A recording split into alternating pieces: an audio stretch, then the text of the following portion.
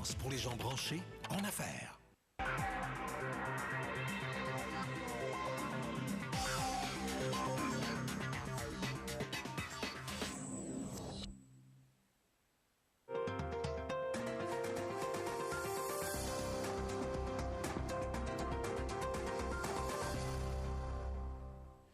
Grosse émission aujourd'hui. On vous souhaite la bienvenue à l'émission S'investit. Nous aurons Carl Simard qui nous parlera de portefeuille. Nous aurons également Michel Marcoux qui viendra nous présenter aussi son portefeuille parce qu'il parle souvent de fonds communs, puis on lui pose des questions là-dessus.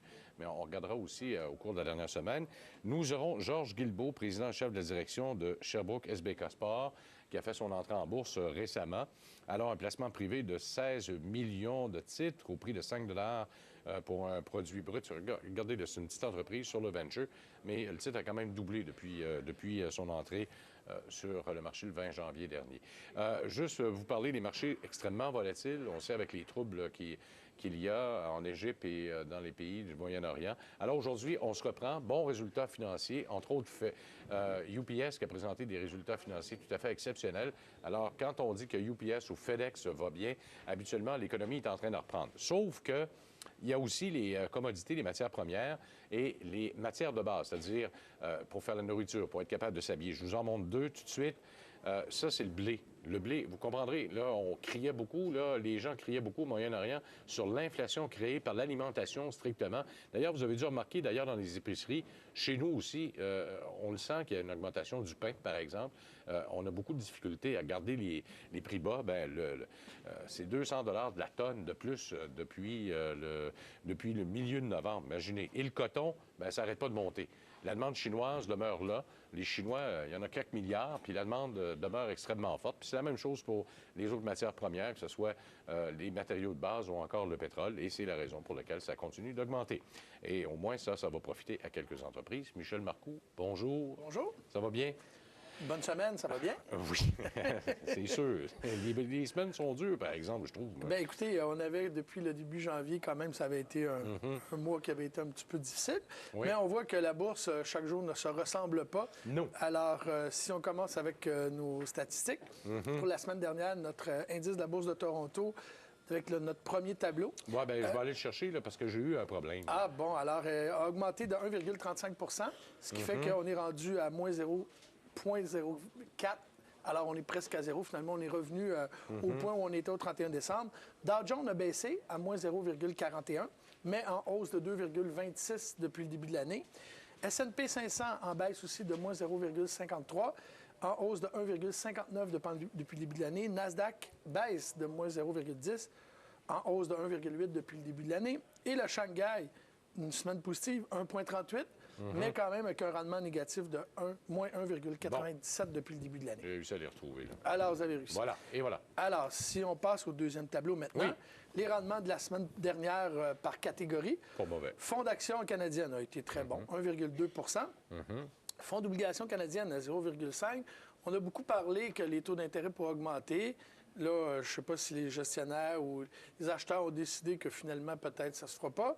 Mais ça a été une bonne semaine. Fonds d'action américaine en hausse de 0,1. Fonds international en hausse de 0,4. Fonds équilibré, très bien, 0,7 aussi. Fonds de petite capitalisation canadienne, 0,3. Alors, on voit que les petites capitalisations qui avaient connu une bonne année l'année passée, on dirait qu'ils n'arrachent un petit peu plus que la grande capitalisation canadienne. Fonds d'action canadien revenu, qui sont nos fonds de dividendes avec 0,8 en hausse. Fonds de ressources, 1,1, qui est quand même une très bonne semaine. Fonds métaux précieux, 1,6 ce qui est une excellente semaine aussi. Bon. Alors, finalement, au Canada, ça a bien été. Toutes nos catégories de fonds ont eu un bon rendement.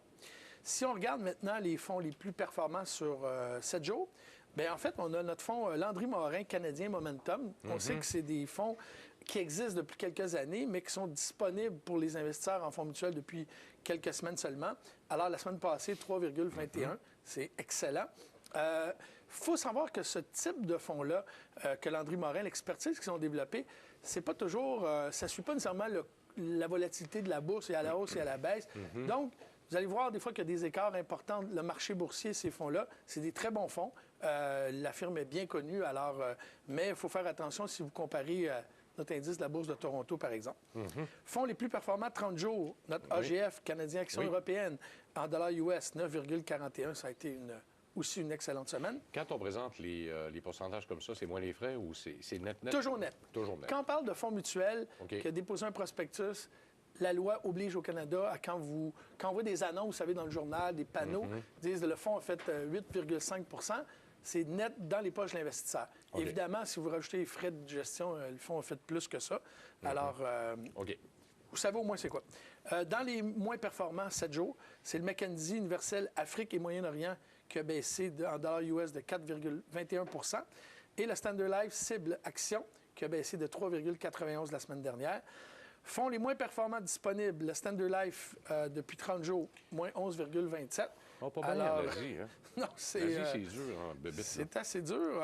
Puis on a vu même la Chine l'année passée, même avec une croissance de plus que 10 des indices boursiers qui ont fait des rendements négatifs. Et le dynamique métaux précieux qui a fait moins 10,95.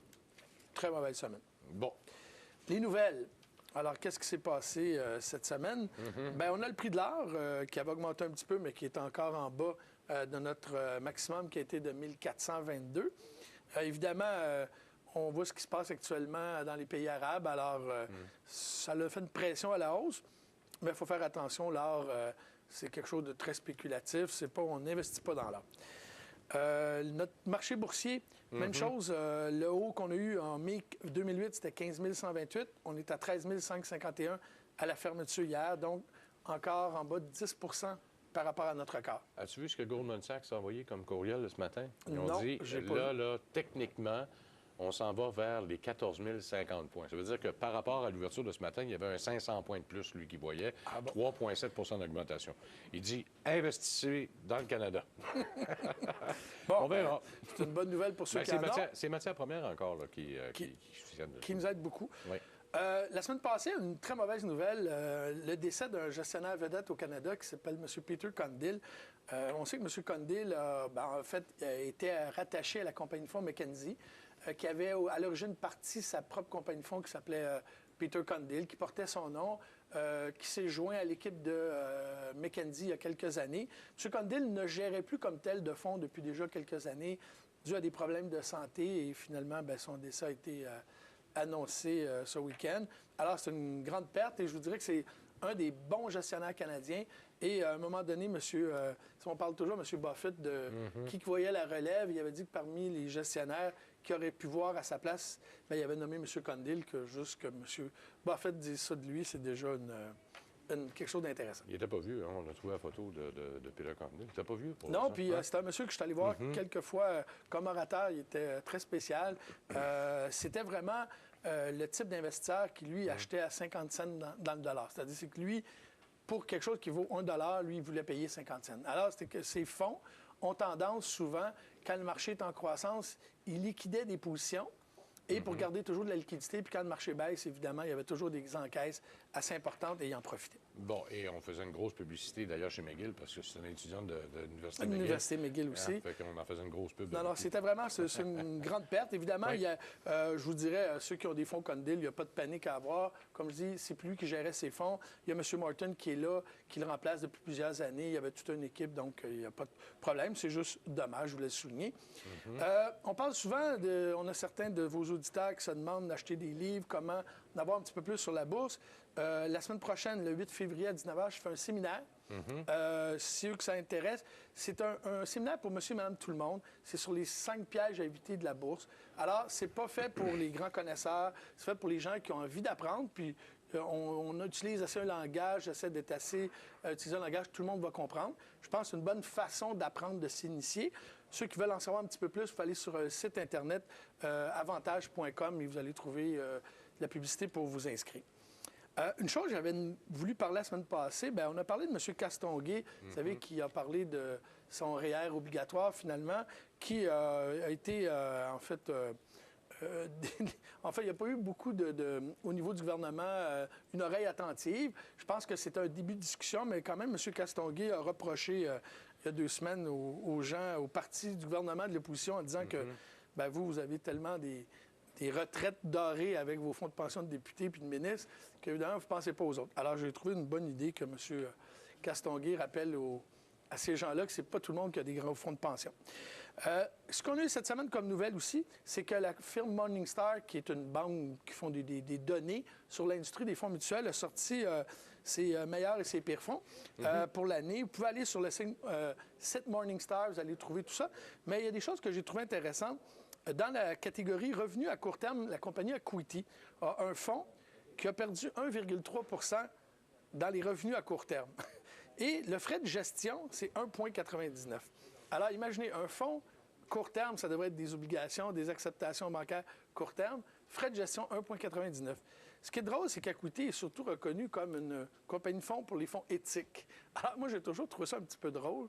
C'est un fonds éthique, mais de charger 1,99 pour un fonds d'obligation court terme, je pense qu'il faudrait revoir. Court terme, c'est moins un an, ça? C'est moins un an, puis écoutez, le fonds a perdu 1,3 l'année passée. Bon. Alors, c'est...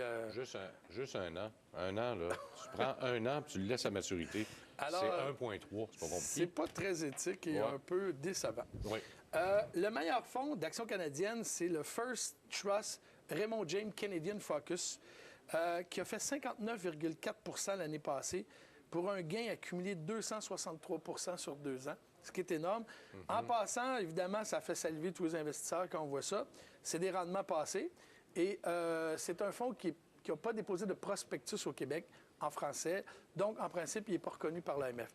Vous pouvez toujours l'acheter par les grandes firmes de courtage, mais dans les faits, vous n'êtes pas protégé par l'AMF si jamais il arrive un problème. Remarquez qu'il a été déposé en Ontario, là, mais il faut faire attention à ça.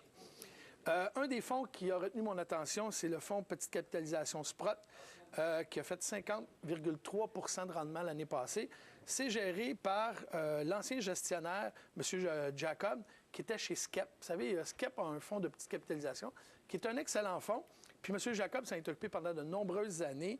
Il est passé chez Sprott il y a déjà 2 ans, un petit peu plus, je crois. Alors, le fonds a fait 50,3 C'est un bon gestionnaire. Très intéressant.